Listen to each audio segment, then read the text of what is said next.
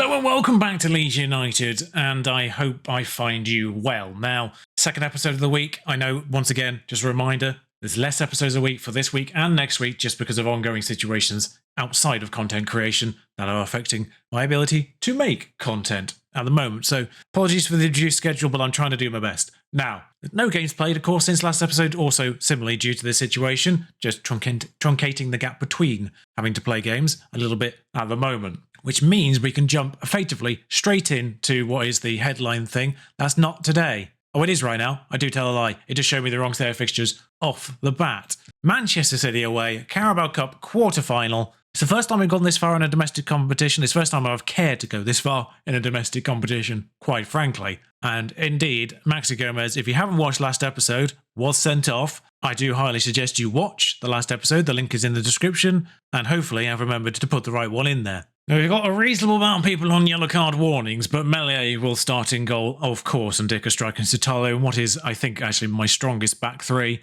Ord, Szoboszlai, Aouar, Christensen, just because I'm having to flip-flop Livramento and Christensen. I have to flip-flop both fullbacks, actually, in all of these games because they're all three days apart. Aouar and Szoboszlai, effectively my strongest two midfielders. I have no idea why Szoboszlai can't do box-to-box.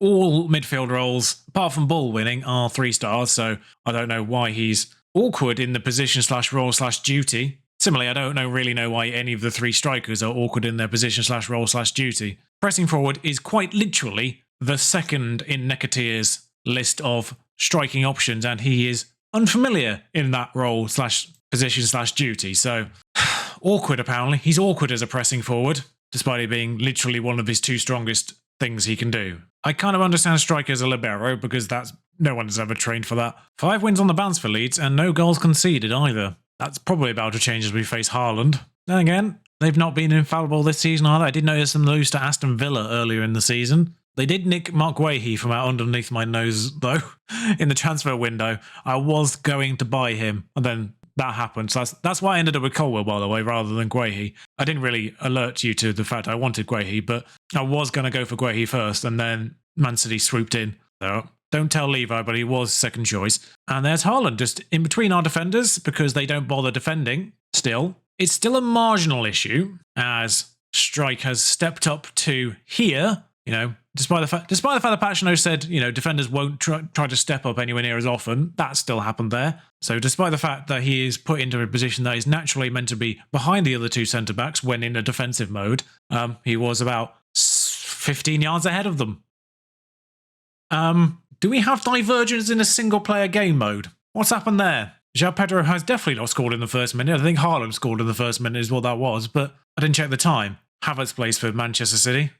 Still not pleased with you for ruining the Costa Rica situation in the World Cup. They are playing Stefan in goal, I now realise, and the United States don't even do that, so if we can get down their end, we might have a chance. Christensen, get on the end of this. Don't let João Cancelo get in the way of that, but they have, and completely missed time to tackle on Phil Foden. Melee, I think, did save that. He did. It's been irritatingly all that. It's been all Manchester City, and we need to do something here. We're decent clearing the corner, but there's nobody on the edge of the box. I don't know why. I probably need to look at defensive corners as well. I only bother looking at the attacking side because of the Ndicka situation. But I need to have someone on the edge of the box so that when these balls do bounce out like that, there's someone there to challenge at least the Bernardo Silva or whoever's out here. Erling Haaland needs to be specifically marked. Yes, but not Sitalo, who plays on the right-hand side, please. They've got one striker. It should be the one in the middle who marks him. Actually, with that in mind, I might make that change. Szoboszlai to Makoko. That wasn't a highlight. Kyle Walker now. Bernardo Silva. Diaz. Obviously, Manchester City in the game haven't really felt the need to make too many changes. I think they might have sold Laporte, but I don't think he's necessarily there entirely on merit. I think they did sell and then replace Laporte. Haaland's through again, though, despite being marked. Do I need all 3 of my defenders to mark him? No, he was onside. He made the run. What? I mean, he did also sort of teleport 6 yards forward there, so, there is that. It's a little bit hard to mark someone who has that capabilities of an X-Man. We have 3 shots, 1 on target. We are being played off the park here, so never mind. Although Christensen will just pass it to Kevin De Bruyne, which is never usually a good thing to do. Foden's run the length of the pitch, passed it back to De Bruyne. If De Bruyne scores here, there's a fabulous goal. Strike's going the way. Well, the goal's less fabulous, but deserved. Quite frankly, the move deserved the goal to have happened from that shot. I think Melee actually did the save. It wasn't Strike, according to the text. And then Strike doesn't really react to it either. Oh, we've been shambolic here. Oh, Foden with a corner. It's not over yet. There's another 4 minutes of this half. Ruben Diaz, Rodrigo, still Rodrigo. All right, so the defensive issues aren't entirely fixed. I mean, that was classic Manchester City, really. But what the flip? Defensively, it's one thing, Makoko tracking Rodrigo here, Rodri. What are Strike, who's, marking Haaland maybe, but what are Satalo and Ndicka doing here? That's like, why are you that far advanced? And more importantly, like, how's Makoko the one ended up tracking Rodri there? And B, what are the rest of my defence doing? Foden, Aouar's got in the way of that. We might have a chance here. Pedro, play Nketiah in. Well, he's kind of lost the race for some reason against Cancelo. I just want to check a few things here. Rodri, acceleration 14, pace 13. And you were the one being tracked by Makoko. Now, I'd understand if he didn't tackle him, but the fact that he didn't catch him with 16, 15 pace, yeah, did think Makoko was faster than Rodri. And now just offensively there, Nketiah has 17 pace, 17 acceleration versus Cancelo's 16 and 16. So they're evenly matched, kinda. But Nketiah is technically faster, despite what we just saw. Give him a good berate at the beginning of the second half. And maybe we should have a second formation for the better sides. To be fair, I like this formation because it doesn't scream not defensive to begin with, even though there's 3 strikers. But maybe I should set up a version of this formation with the 2 midfielders as defensive midfielders instead. As actually, Pedro's done something really good there, but we've given the ball away immediately. Hopefully the next match is better. Walker, not conceded in 6 games. I mean, I know it's Manchester City, but not conceded in 6 games, and this is the performance we put in it. Where is the defence? He might be offside for this one, but where is the defence? That one was offside. Fair enough. Yeah, not by much. Zobozlai, free kick. Satalo back post, doesn't jump for it. Okay. Apparently, I think we've reverted to the old match engine for this one particular match. It's what it feels like, as if Grealish got on the end of that, I'd have been furious. Melier, just Satalo. Why are we playing it around Why are we trying to play it around at the back against Manchester City? What are we doing? Why are we doing this? Why are there so many passes happening in our third? Okay, we found our way to Ord, who's seemingly not decided to make a decision for 15 minutes there. Like, if Ord had turned and run there, he had so much space. As Ndicka gets that ball down and then again also waits about 15 minutes to make the next pass. Why are we heading it backwards? At the very least, try and head it forwards. And they've scored as a result. This all comes from Christensen heading it backwards tamely to one of our central defenders in what is one of the stupidest decisions I've seen so far. And then this lovely tracking/pressing from Satalo, which, that was not bad from him, even though he completely missed it. High pressing we've got on. Much high pressing. And Dickus hits the crossbar. I thought he scored. Much higher pressing, my arse. I genuinely don't think I've ever seen anything in any match that constitutes as high pressing from us. Like the occasional press, now and then, but I never see consistent, strong pressing from our team. Dominic, like here. Okay, Christensen's come in, but sort of left him alone. And Dicker's hovered. And Dicker's hovering again against Akanji here. Still hovering. And now Dominic's hovering. Nope, still hovering, even though it did look like he got the ball there. That was just weird animation where he's phased through him. Grealish has a horrific miss. He's offside anyway. We've still got half an hour to go. Guahi. Don't forget we also have a high press line as well. So we should be pressing like this far up the pitch. Well, to be fair, actually, we are moving close to them, just not really doing anything that constitutes as pressing. Or heavy touch. We actually managed to get a heavy touch there. Now Makoko's vaguely closing Ake. Like, I'd call this kind of vaguely pressing, because Christensen's kind of hovering near him, kind of maybe stifling one avenue of pass, but still leaving the other 3 open. See Dominic here, just sort of tracking Bernardo Silva without actually really closing him down, and it constitutes a chance for them. Can we stop this now, please? City, you can stop now. It's 5-0. Like, you don't need to... There's another highlight. You don't need to continue this. As Bernardo Silva's left entirely alone this time, as he's sort of vaguely tracked by, I think it's Aouar. Like, he's just sort of run parallel with him there. Just watch Aouar here. He's in the number 19 shirt. He's the one that kind of ends up tracking Bernardo Silva here, rather than, Satalo, the defender. I do feel like we have reverted to the old match engine for one match. I don't know what's happened here, but every single defensive decision seems absolutely insane. Just because I will get questions. Cresswell on for Satalo with 15 minutes to go. We'll make 5 subs just purely based on fitness levels, because, quite frankly, it doesn't matter at this stage. Kanji hoofs it forward and Strike gets on the end of it. Cresswell to Melier. Back out to Ndicka. Adams. Ndicka. There's Skov now. I mean, decent passing. Aouar. Pedro.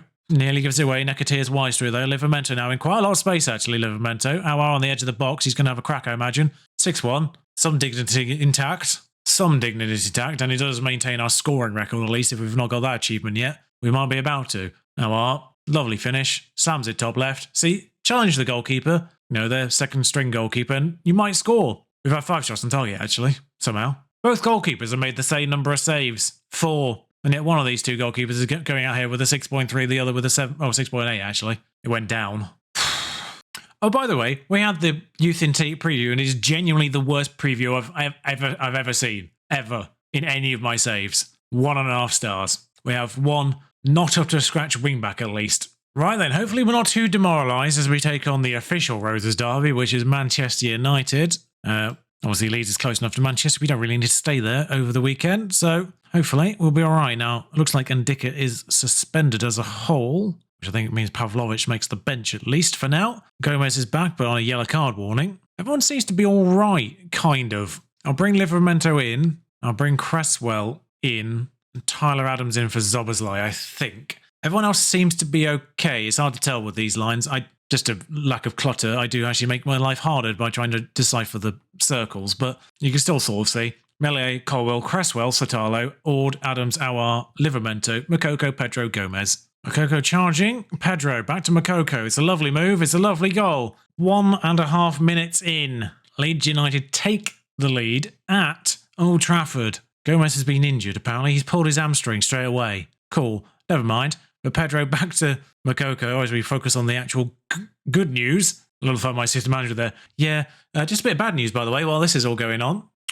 Gomez has pulled his hamstring, so that's fun. We'll do Necateer just because he's better as a pressing forward probably than Milovanovic. And unpausing the game might help. There we are, Necateer on now. That's unfortunate. Only 2 more substitution windows. Melee, Sotalo, Cresswell, Colwell. Adams just doing a triangle around a Manchester United attacker was scary there. Ericsson inwards to...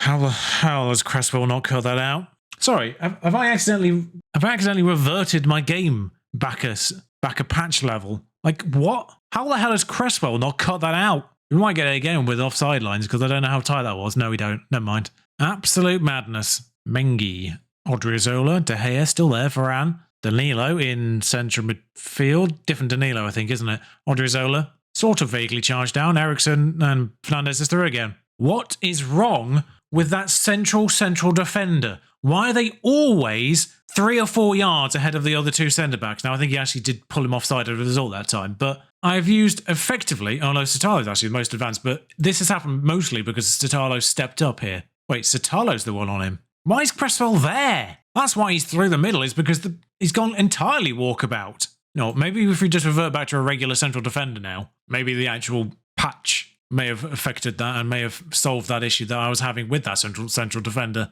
before. That was the reason why I went to Libero's, because that central defender was always too far forward, always stepping up when he did want to, and one of the very specific patch notes was stop stepping up as much. So Danilo, Enzo, Bruno Fernandes. This Manchester United side is very different. Odriozola. Oh no, Fernandes is through again. I don't think I've seen their striker yet. It's the midfielder that keeps getting through. No, stop telling me to use one of my wide central defenders to mark someone in the middle. Is Fernandes playing up front? Because I think Ericsson's pulling my central defender out of the way. I think he is, you know. Yeah, Fernandes is playing up front. Just making a subtle shift in my formation just because I don't want Cresswell to be marking Ericsson. So I'm pulling Tyler Adams back into a defensive midfield role. Cresswell's got in the way of that one. Livramento. I don't know if the change has gone through yet as we just pass it to them again.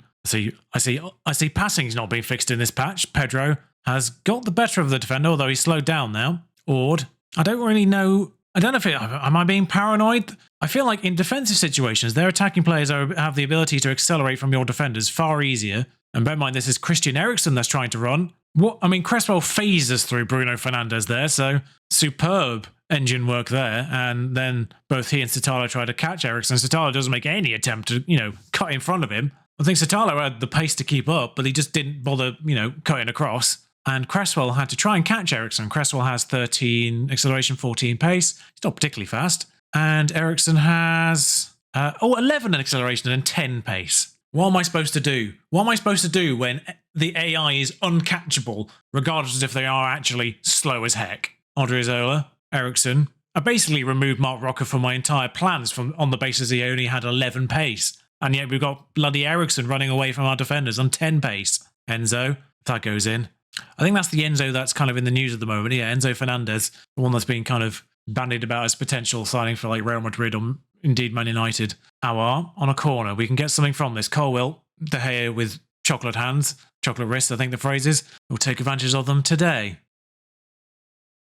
Lovely goal from Colwill. I can't really see it because it's down here on the inversion, but got a lot of bookings at the moment, which is really, really concerning. I'm actually going to take Ordoff straight away because he's on a 6.3 to begin with. I've only got one more transfer window, I think. I've only got one more substitution window. Oh, good Lord, Pedro. I think Anthony picked up a booking somewhere in the middle of all that.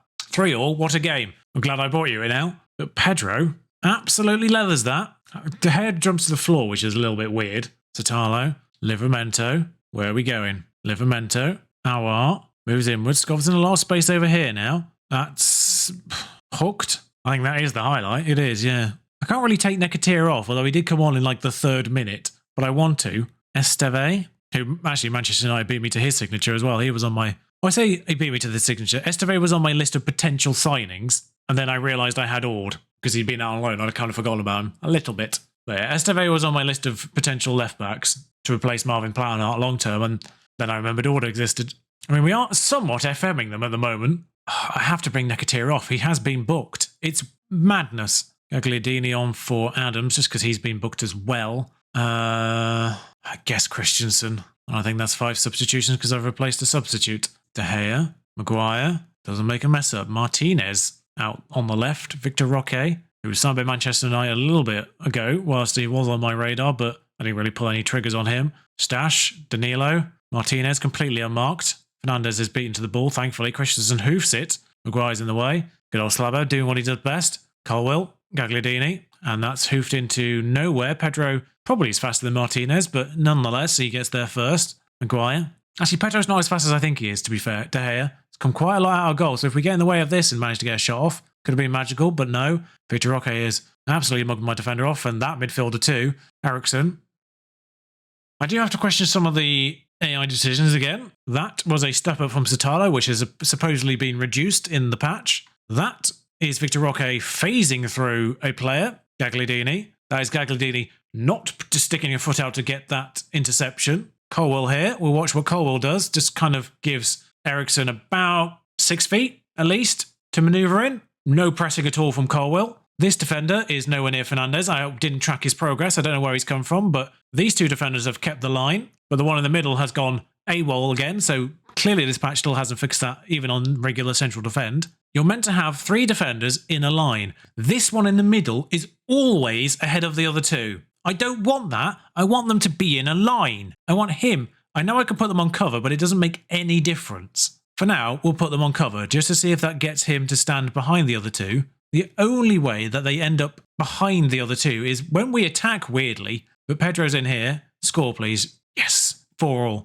Whilst I'm having a rant about the central defender again, I'm genuinely considering, I mean, I don't want to. I'm committing to the 3 centre-back system because I've got 6 centre-backs. I don't want to overhaul the whole system again. Pedro, I want to make it work. But Pedro, lovely finish. Is that a hat-trick for him? No, 2 for him. I knew he'd scored already, though. I mean, what a ridiculous game. So we'll try central defender cover going forward, because we didn't actually see any highlights after that, after I switched into central defender cover. So I don't know, it's 15 minutes. It's not exactly the best sample, but an improved deal for Ord. That's awkward, because he did list himself as a breakthrough prospect when he signed. I can get him to sack his agent, but at the same time, actually being incredibly reasonable. But I genuinely don't know when I'll see you again. It's an irritating situation because there's kind of nothing that matters until February. But at the same time, I don't know how many games I'm going to be able to play through before I feel the need I have to record again, just because of my limited time. So it'll be as much a surprise to you as it is to me when we come back. But if you've enjoyed this episode, do give it a like, comment, and subscribe. Not quite as successful as the last one, was it?